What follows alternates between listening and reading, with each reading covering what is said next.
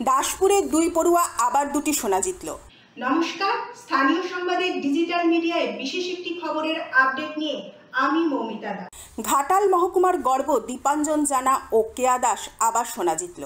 তারা ধারাবাহিকভাবে রাজ্য ও জাতীয় স্তরের যোগাসন প্রতিযোগিতায় অনবদ্য কৃতিত্বের পরিচয় দিচ্ছে।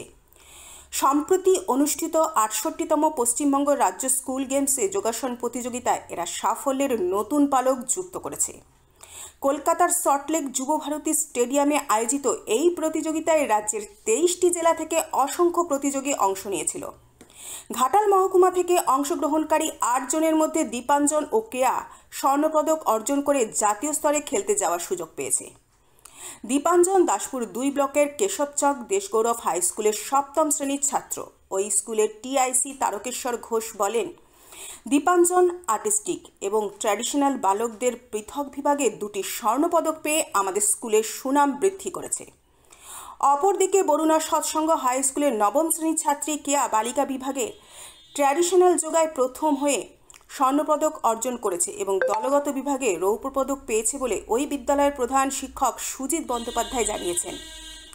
দীপাঞ্জনের প্রশিক্ষক বাপন মান্না ও বাসন্তী মান্না বলেন, ওর মধ্যে যোগার প্রতি প্রচণ্ড ভালোবাসা রয়েছে, যা তাকে বারবার সাফল্যের শীর্ষে পৌঁছে দেয়। কেয়ার প্রশিক্ষক তন্ময় মাইতি জানান, ছোট থেকেই কেয়া অসাধারণ যোগা করে আসছে। আন্তর্জাতিক স্তরে সফল হওয়ার লক্ষ্য নিয়ে সে এগোচ্ছে। প্রসঙ্গত এবছর জুন মাসেও দীপাঞ্জন ও কেয়া জাতীয় স্তরে কৃতিত্ব দেখিয়েছে। কর্ণাটকের মাহেশ্বরে NCERT আয়োজিত জাতীয় যোগা অলিম্পিয়াডে দীপাঞ্জন মিডল স্টেজে গ্রুপে এবং কেয়া সেকেন্ডারি স্টেজ গ্রুপে স্বর্ণপদক অর্জন করে। এই প্রতিযোগিতায় বাংলা থেকে 15টি স্কুলের 16 জন প্রতিযোগী অংশগ্রহণ করেছিল। কেয়া ও দীপাঞ্জনের সাফল্যের পিছনে রয়েছেন তাদের মায়েরা। দীপাঞ্জনের মা দীপালি জানা এবং কেয়ার মা সবিতা দাস প্রতিটি প্রতিযোগিতায় সন্তানদের পাশে থেকে তাদের সহায়তা করেন এবং দুই মায়ের ত্যাগ ও পরিশ্রম ঘাটালের ক্রীড়াঙ্গনের এক অনন্য দৃষ্টান্ত হয়ে উঠেছে।